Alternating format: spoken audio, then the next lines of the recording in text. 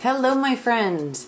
In today's video I'm going to get very personal. I've been personal and I've shared a lot of information with you, but this one by far will be the most personal video I have ever made. And I think that men will benefit from this video, as well as I'm going to talk about just the decisions that we have to make medically. And it is always, I am not a doctor. I am just a person with Parkinson's trying to navigate this this world. And especially as a young onset female, I was 38 when I was diagnosed, and I was menstruating, and I still am regularly. I haven't reached that menopause start. I feel like there's so few of us out there, and the information out there just seems to be limited.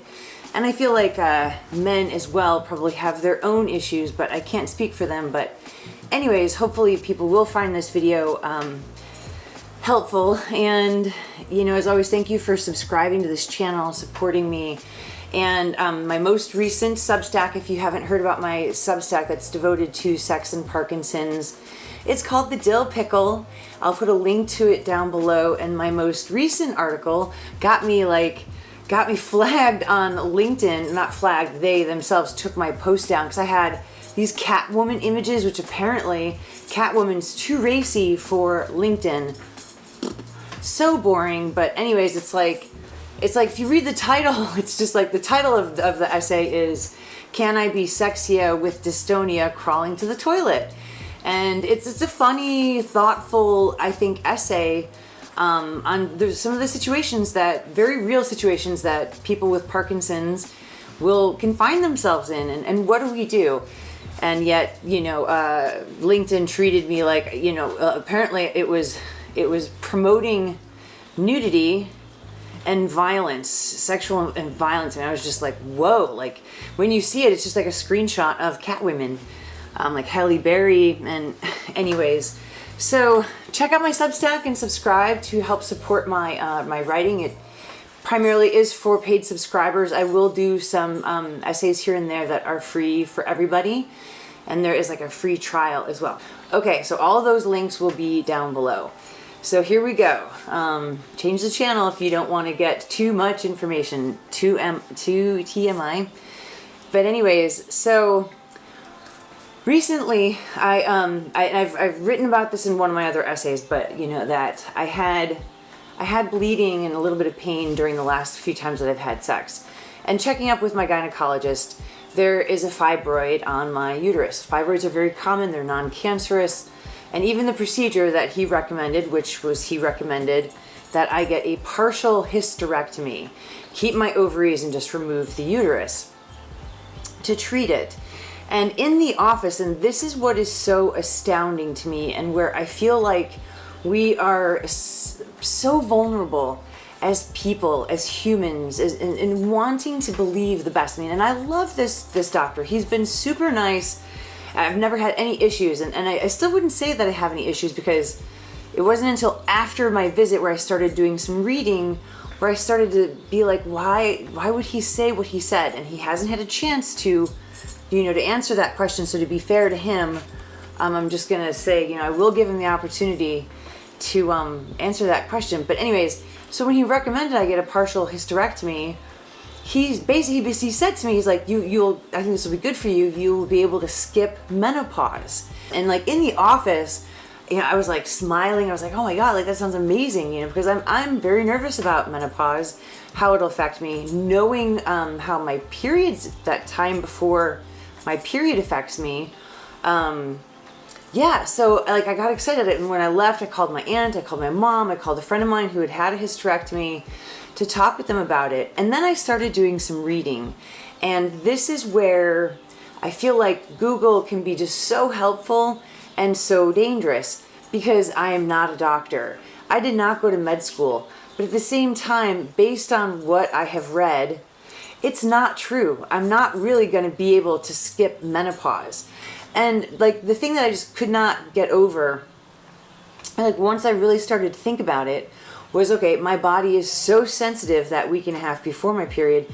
how, because of Parkinson's, how on earth is my body going to respond to just one day having no more uterus? I think it would be awful, and I could totally be wrong, but I'm like, I just don't see that going really good. I just feel like the shock to my system, my Parkinson's body, my Parkinson's system, because I feel like we get so sensitive, and and then of course I want to know, like, have you ever done a partial hysterectomy on a woman, on a patient, for this same reason, who has Parkinson's? And I mean, I'm gonna bet that he probably hasn't. I could imagine him doing the procedure on women with Parkinson's who have already gone through menopause or are in menopause, but I'm still currently menstruating. And I don't know, and like, it's just, like, I went from, and this is where I feel like we're vulnerable, because, like, I mean, I do trust my doctors, and, yeah, I've had some moments of like, oh, I need a second opinion and that kind of stuff, and it can make things more complicated, but I don't know. It just, I went from this state of being like elated, like, oh, woohoo, I get to skip menopause. That sounds great. Call my mom and, my aunt, like, woohoo, and then like, reality hitting, and it's just like, well, wait a second, take a step back, and then the other part of it too is like that there are way less invasive options to treat a fibroid. And so, I don't know, like, I'm sharing that very personal story because if there's any women who are out there, who are menstruating or who've gone through something like this, or even if you haven't, if you're in menopause and have had your uterus removed, how has it affected you with Parkinson's? I feel like as a female, young onset, still menstruating, that there's just like, there's so little out there, and it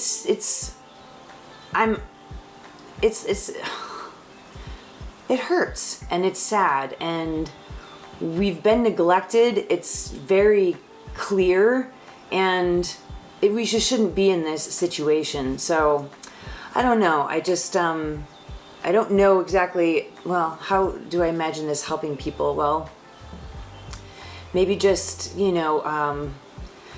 doing your research, but then, taking a step back too. And, it's like, because we also have to find a place of trust. We can't doubt every single thing that our doctors say. I mean, like, there's always going to be like a leap of faith that we're doing based, that, like, decisions that we make based on the information that we have at the time. It's like, it's unavoidable, but, I don't know, to just like really think about, I guess some of these, like, I've actually, the last big surgery I had was like in 2003 maybe, so it's a big deal for me. Like, I haven't had a surgery in, God, like 20 years, so, and this, obviously, having your uterus removed is a big deal, and I understand, why it's done. I'm not saying that it's a bad procedure or anything like that. It's very common.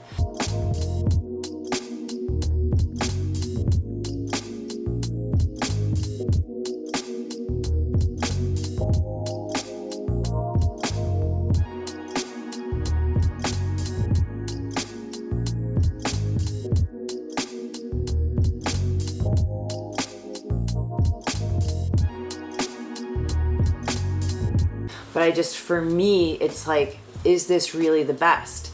And that he didn't say, hey, there's also less invasive options before going there to explore. But I don't know.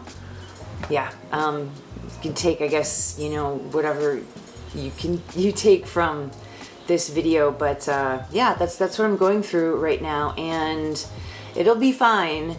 I'm not worried about it, because like the fibroids are very common, and there can be, of course, complications with anything, but I have faith that I will ultimately, land on the right decision, and I will share that with you as always. Yeah, but please comment and let me hear your thoughts, and if you have any similar experiences. And I think too that we always forget that men have hormones too. They have their own hormone cycles, and I believe that theirs is daily, whereas ours is monthly. So I think that the swings just aren't as maybe dramatic as they can be with women. So perhaps the impacts on Parkinson's aren't as intense with men. But I find it hard to believe that hormones aren't impacting men as well. Yeah, I don't know. I'd love to hear your thoughts. And I'm going to stop right there. Thank you as always for listening. And please subscribe if you haven't. Check out my Substack, the Dill, Pickle, and my most recent essay, Can You Be Sexy with Dystonia Crawling to the Toilet? Thank you.